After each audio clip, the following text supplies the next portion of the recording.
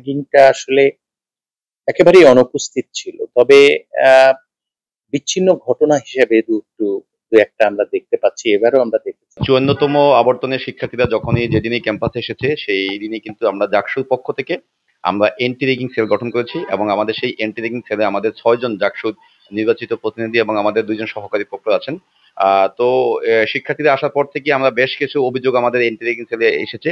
আমরা সেই অভিযোগের সত্যতা এবং যাচাই বাছাইয়ের প্রেক্ষিতে আমরা পরবর্তী ব্যবস্থা নেওয়ার জন্য প্রক্রিয়াল টিমের সাথে আমরা আলোচনা করছি এবং আমরা দেখেছি গতকাল রাতেও আমাদের সাবেক শেখ রাসেল হল এবং বর্তমানে ২১ নং হলে সেখানে একটি র্যাগিং এর ঘটনা ঘটেছে এবং আমাদের ৫৩তম আবর্তনের শিক্ষার্থীদের কর্তৃক ৫৪তম আবর্তনের নবীন শিক্ষার্থীদেরকে সেখানে র্যাগ দেওয়ার ঘটনা ঘটেছে এবং তাদের কিন্তু হাতে নাতে ধরেছে। তো সেই বিষয়টি নিয়ে কিন্তু আজকে আমরা প্রক্রিয়াল টিম এবং আমরা জাকসুদের আছি এবং ২১ নং হল সংসদের বিপিজিএস সহ হল সংসদের নির্বাচিত প্রতিনিধি এবং হল প্রশাসন আছেন, তাদের সাথে আমরা যোগাযোগ করেছি। আমরা জাকসুর পক্ষ থেকে আমরা র্যাগিং এর বিরুদ্ধে একদম পুরোপুরি জিরো টলারেন্স ঘোষণা করেছি এবং কোনো শিক্ষার্থী দ্বারা র্যাগিং এর শিকার হন তাহলে সেই অভিযুক্ত শিক্ষার্থীর বিরুদ্ধে আমরা বিশ্ববিদ্যালয়ের যে শৃঙ্খলা বিধি আছে সেই বিধি মোতাবেক তার বিরুদ্ধে সর্বোচ্চ শাস্তি দেওয়ার জন্য আমরা সুপারিশ করব। দেখুন, একটা বিশ্ববিদ্যালয়ের শিক্ষার্থী যখন প্রথমে এই বিশ্ববিদ্যালয়ে আসে, তার জন্য একটা নিরাপদ ক্যাম্পাস, তার জন্য একটা মানসিকভাবে মানসিকভাবে ফ্রেন্ডলি একটা ক্যাম্পাস পাওয়া খুবই জরুরি ফিল করে। কিন্তু সেই জায়গায় র্যাগিং কিংবা গণরুম গেস্টরুম কালচারের মতো আচরণগুলো কিন্তু তাদের এই স্বাভাবিক যে যাত্রা, সেই যাত্রাকে ব্যাহত করতে পারে। আমরা অ্যান্টি র্যাগিং সেল গঠন করার পর এটাই উদ্দেশ্য ছিল আমাদের, যে র্যাগিং এর ঘটনাগুলো আমরা তুলে নিয়ে আসবো। কিন্তু দুর্ভাগ্যজনকভাবে এমন কিছু ঘটনা রয়েছে যে ঘটনাগুলোর ক্ষেত্রে ভুক্তভোগীরাই আসলে স্বীকার করতে চাচ্ছেন না, অথবা এমন ভাবে গোপনে ঘটছে যে আমরা সেগুলো আসলে ক্যাপচার করতে পারছি না, আমরা তৎপরতা থাকা সত্ত্বেও। এরপরেও আমরা কিছু ঘটনার আসলে অলরেডি ফাইন্ড আউট করতে পেরেছি এবং সেই জায়গাগুলো নিয়ে কিন্তু বিভাগীয়ভাবে হল প্রশাসনের ভাবে ব্যবস্থা নিয়েছি।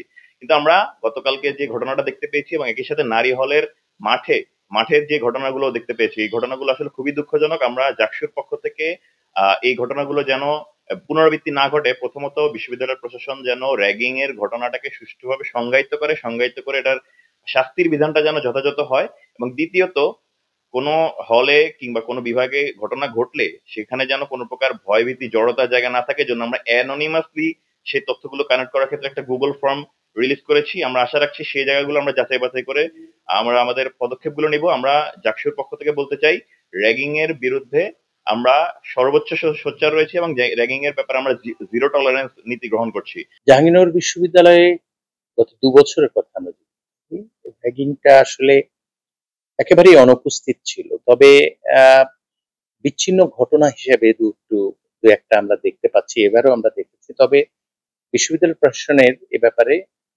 জিরো টলারেন্স যেটা আমরা বলেছি সেটা আসলে আমরা মেইনটেইন করছি। এর কারণ হচ্ছে যে নতুন যারা শিক্ষার্থী আসে তারা একটা স্বপ্ন নিয়ে আসে।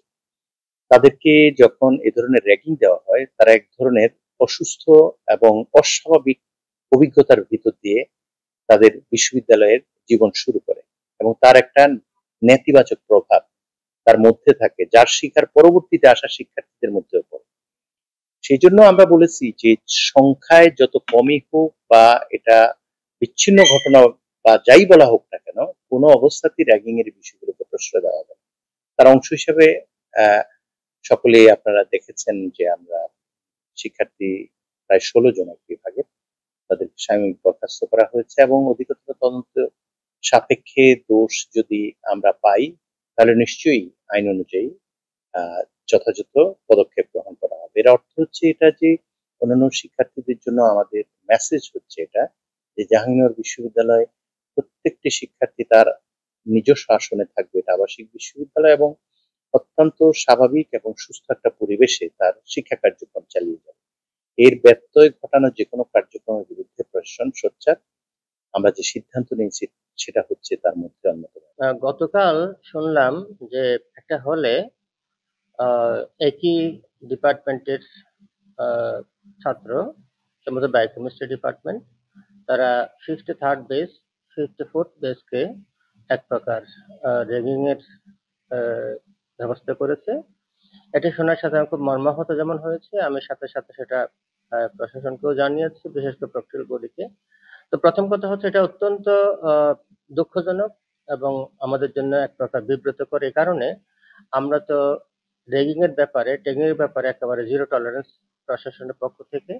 এবং আপনারা হয়তো জানেন যে গত বছর আমরা একেবারে খুব স্ট্রিক্টলি সেটা ফলো করেছি এবং সেই ধারাবাহিকতায় এবছরও আমরা র্যাগিংকে একেবারে জিরো পর্যায়ে নিয়ে এসেছি, বা সেটা আমার বিশ্বাস ছিল।